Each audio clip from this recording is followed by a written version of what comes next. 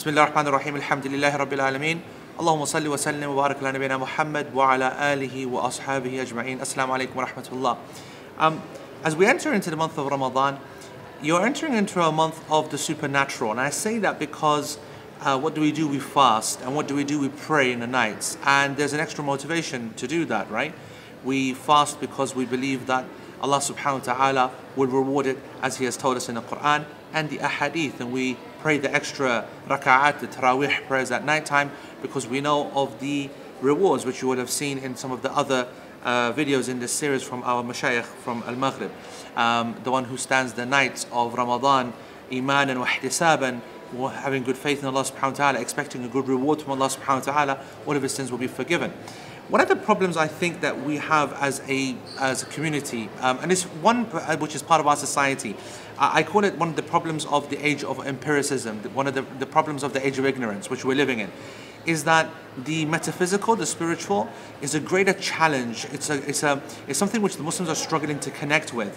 They're finding it difficult to be able to connect with that which cannot be seen, which is not obvious, because the society doesn't. An empirical society always wants to see things in front of it. It doesn't like the idea of angels recording our actions, or believing that we're in a blessed, even the concept of blessing, something which is not surreal for them, something which cannot be tested, scientifically proven, and so on. The reason I mention this is because you will find that Muslims themselves are exhibiting characteristics of the same type of culture. We find it difficult, for example, if you're a group of people and you're talking about your visit to Mecca, you would call it the Umrah or the Hajj, right? You wouldn't talk about the Hajar al-Aswad, you wouldn't talk about the black stone, you wouldn't really kind of talk about the Kaaba or the Yemeni corner. And the question is, why wouldn't you talk about it? Because you're going to try and explain to a person that this is a stone that came down from heaven. They'll look at you and say, it came down from heaven, really? They look at your statement that I robbed the Yemeni corner, and with that I erase my sins. They say, really? They're looking at like a stone. And in fact, you'll find that the Muslim then starts to shrink back from this, as I said, the metaphysical, the spiritual, that which we know because of our faith. And you're discussing this in a society, you're talking about this, and you're believing in it, and you're practicing those acts of worship in a society that does not value things based on faith, or in spirituality, or on iman, or in Allah subhanahu wa ta'ala. I mention this because this is the month of faith. This is the month which the Quran came down. This is a month which actually reconnects us to the spiritual.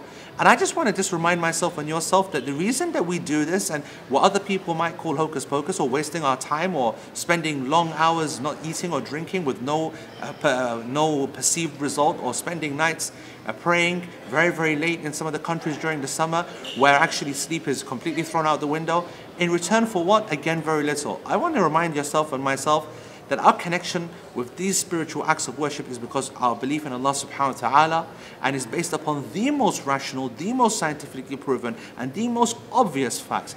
That is the need to worship Allah subhanahu wa ta'ala. That is our belief in His book. That is our belief in the sanctity and the sacredness of the ahadith of His Messenger sallallahu alaihi wasallam. So as we enter into this month, and we need to prepare ourselves spiritually to take on all of the acts of worship that we know we need to do to increase our ajr, be confident and do not look around at your society, an age of ignorance, an age of empiricism.